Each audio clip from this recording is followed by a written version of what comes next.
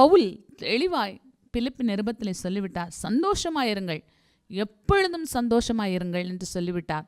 சந்தோஷமாய் இருக்கிறதற்காக நாம் அழைக்கப்பட்டிருக்கிறோம். துக்கப்பட்டு கொண்டிருக்க நீங்கள் அழைக்கப்படவில்லை. நீங்கள் எப்பொழுதும் சந்தோஷமாய் இருக்க வேண்டும் என்று தேவன் விரும்புகிறார். இப்போ உங்கள் சந்தோஷத்தை கெடுக்கிறதுக்கான காரணங்கள் என்ன? சிலவற்றை நாம் பார்த்தோம். ஸ்தோத்திரம். நெகேமியா 2ஆம் அதிகாரம் 2:3 நீங்கள் வாசித்தால், அப்பொழுது ராஜா என்னை பார்த்து, நீ துக்கமுகமாய் இருக்கிறது என்ன? உனக்கு வியாதி இல்லையே, இது மனதின் துக்கமே ஒழிய வேறொன்றுமில்லை என்றார்.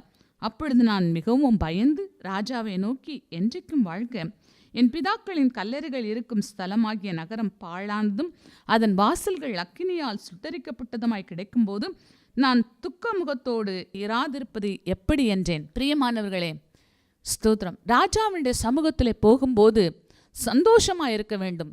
ராஜாவின் சமூகத்திலே ஒருவன் துக்கமாய் இருந்தால் அவன் தலை துண்டிக்கப்படும்.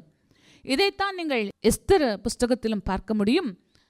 ராஜாவினுடைய முற்றத்திலே மொர்தெகாய் சணல் வஸ்திரம் தரித்தவனாய், துக்க வஸ்திரம் தரித்தவனாய் உலாவிக் கொண்டிருக்கிறான். அதனால் ராஜாத்தியாகிய எஸ்தர் பார்த்து உடனே நல்ல வஸ்திரங்களை கொடுத்து அனுப்புகிறாள். உடனே அதை வாங்க மொர்தெகாய் மறுக்கிறான். எனக்கு பிரியமானவர்களே, ராஜ சமூகத்தில் எல்லாரும் சந்தோஷமாக இருக்க வேண்டும். இதுதான் ராஜாவுக்கு பிரியம். ராஜ சமூகத்தில் யாராவது துக்கமுகமாக இருந்தால் அவன் தலை துண்டிக்கப்படும். ஒரு உலக பிரகாரமான ராஜாவே தன்னை சுற்றி இருக்கிற எல்லாரும் சந்தோஷமாக இருக்க வேண்டும் என்று விரும்பினால், வானத்தையும் பூமியையும் சிருஷ்டித்தவர், உங்களுக்காக கல்வாரி சிலுவையில் மரித்த உங்கள் பரலோக ராஜா இயேசு கிறிஸ்து நீங்கள் சந்தோஷமாக இருக்க வேண்டும் என்று அதிகமாய் விரும்புவார் அல்லவா?